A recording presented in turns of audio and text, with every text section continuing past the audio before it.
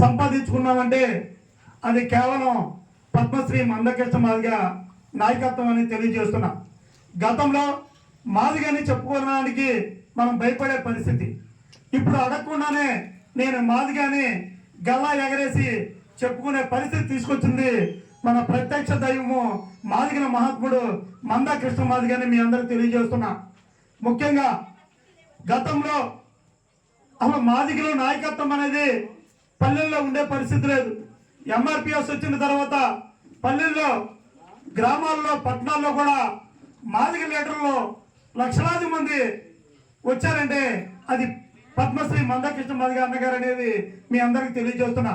గతంలో మన ఊరి అవతల ఉన్న గ్రామాల్లో మన చిన్న పిల్లలు తప్పులు చేస్తే పోలీస్ స్టేషన్ కానీ, లేదంటే ఎంఆర్ ఆఫీస్లో ఏదైనా క్యాస్ట్ సర్టిఫికేట్ కానీ, లేదంటే ఇంకోటి నోటరీ చేయించుకోవడానికి కానీ వెళ్ళే పరిస్థితి వచ్చిన పరిస్థితుల్లో మనందరం కూడా కమ్మోరు, లేదంటే కాపులు, లేదంటే ఎలమదొరల దగ్గరికి వెళ్ళాయా మా అబ్బాయికి పలానా చేసి పెట్టు, లేదంటే స్టేషన్లో ఉన్నాడు రండి అనే పరిస్థితి మన పూర్వీకులు, మన తల్లిదండ్రులు చేసిన పరిస్థితి ఉంది. ఆ పరిస్థితి నుండి ఈరోజు మన మాదిగ బిడ్డల దగ్గరికి, నాయకుల దగ్గరికి వారే ఆ సామాజిక వర్గం వచ్చి అయ్యా మా ఇల్లు కబ్జా చేశారు, లేదంటే ఫ్యాక్టరీ కబ్జా చేశారు, స్థలం కబ్జా చేశారు, మాకు పోలీస్ స్టేషన్లో పలానా సమస్య చెక్ చేయమని ఎంఆర్పిఎస్ నాయకులు రావడం అనేది చాలా హర్షించదగ్గ విషయం అని మీ అందరికీ తెలియజేస్తున్నా. ముఖ్యంగా ఈరోజు మన మాది గ్రామాల్లో ఆర్థికంగా రాజకీయంగా విద్యాపరంగా చాలా వెనుకబడి ఉండడం వల్ల కృష్ణమాదిగ అన్నగారు ఒక సామాజిక వర్గమే ఎస్సీలో ఉండబడే 15% సామాజిక వర్గం, మాల సామాజిక వర్గం 15%, 13% ఉద్యోగాలు రాజకీయంగా విద్యాపరంగా లబ్ధి పొందుతున్నారు, మా బాధికులు వెనకబడి ఉన్నారు అన్న ఉద్దేశంతో 30 సంవత్సరాల క్రితము ఎంఆర్పిఎస్ స్థాపించి ఎస్సీలు ఏబిసిడీలు వర్గీకరణ చేసి మా మాదిగలకు మరియు రెల్లీలకి, బుడగ జంగాలకు, తదితర ఉపకులాలకు కూడా జనాభా నిష్పత్తి ప్రకారం మా ఉద్యోగాలు, మా ఓటా మాకు ఇవ్వాలని పోరాటం చేస్తే ఈరోజు కేంద్ర ప్రభుత్వం, రాష్ట్ర ప్రభుత్వాలు 2 తెలుగు ఉప రాష్ట్రాల్లోనే కాకుండా తమిళనాడు, ఒరిస్సా, కర్ణాటక ఎస్సీలు ఏబిసిడీల వర్గీకరణ జరిగిందంటే అది కేవలం పద్మశ్రీ మందకృష్ణ మాదిగ నాయకత్వంలోనే తెలియజేస్తున్నా. మిత్రులారా, మనందరం కూడా కొన్ని వ్యసనాలకి దూరంగా ఉండాలి. మన పిల్లలను మనం తినకపోయినా మన పిల్లల్ని ఒక డాక్టర్ను, ఒక ఐఏఎస్ను, ఒక ఐపీఎస్ని, ఒక ఇంజనీర్ చేయాల్సిన బాధ్యత మనపై ఉందని తెలియజేస్తున్నా. టైం లేదు అన్నయ్య, పెద్దన్న కొద్దిగా ఇబ్బందికరం, అన్నయ్య గారు కూడా చాలా అవకాశాలు ఇవ్వాలి. అదేవిధంగా మనం ప్రతి గ్రామంలో అవేర్నెస్ తీసుకురావాలి. ఎడ్యుకేషన్ అవేర్నెస్ చదవాలి మనం కూడా. ఆ విధంగా మన అందరం కూడా ఏ సామాజిక వర్గంలో పుట్టామో ఆ సామాజిక వర్గానికి ఎంతో కొంత న్యాయం చేయాలా.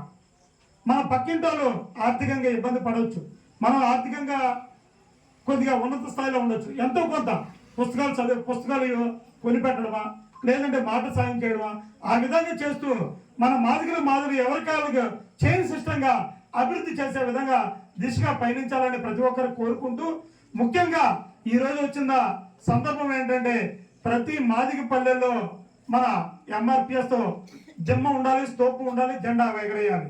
అదేవిధంగా ప్రతి గ్రామంలో కూడా మన మాదిగ దండోరా ఒక కమిటీ ఏర్పాటు చేయాలి.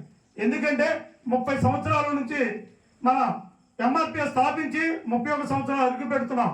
జూలై 7వ తారీఖున అన్ని పార్టీలు, తెలుగుదేశం పార్టీ కానీ, లేదంటే వైఎస్ఆర్సీపీ కానీ, బీజేపీ కానీ, జనసేన ఆవిర్భావ దినోత్సవం చేసుకున్నారు. మనం ఎందుకు చేసుకోకూడదని మనం ప్రశ్నించుకోవాలి. మన టీడీపీ పార్టీలో ఉన్న జెండాలు దిమ్మలు ఉన్నాయి, వైసీపీ ఉన్నాయి, జనసేన ఉన్నాయి. మన దిమ్మలు కూడా ఉండాల్సిన బాధ్యత మనందరం తీసుకోవాల్సిన బాధ్యత మన అందరిపై ఉంది. దయచేసి ప్రతి ఒక్కరు కూడా మన గ్రామాల్లో దిమ్మలో కట్టి జూలై 7వ తారీఖున మాదిగల సత్తా ఏంటనేది చూపించాల్సిన బాధ్యత యువకులు, పెద్దలు కూడా తీసుకోవాల్సిన బాధ్యత మీ అందరిపై ఉందని తెలియజేస్తూ, అదేవిధంగా ప్రతి మాదిగ పల్లెలు ఒక 5 నుంచి 10 కమిటీలు ఏర్పాటు చేసి ఎస్సీలు ఏబిసిడీలు వర్గీకరణ చేసి సహకరించినటువంటి ఆర్థికంగా కానీ, లేదంటే మాట సాయం కానీ మనకు సహకరించినటువంటి వేరే ఇతర కులాలు కానీ ఎంపీటీసీలు అది సర్పంచులు వార్డు మెంబర్లు అందరూ కూడా ఆ రోజు ఆవిర్భావ దినోత్సవం తీసుకొచ్చి వారిని సన్మానించాల్సిన బాధ్యత మన అందరిపై ఉంది.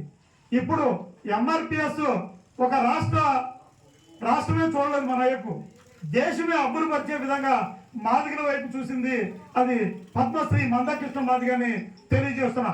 అదేవిధంగా మన ఎంఆర్పిఎస్ మాదిగలు అందరం కూడా ఈ దేశానికి సేవకులుగా మిగిలిపోవాలనేది ఒక ఉద్దేశం. ఈసారి ఈ దేశమే కాదు, ఈ ప్రపంచమే మాదిగలను సేవకులుగా గుర్తించాల్సింది.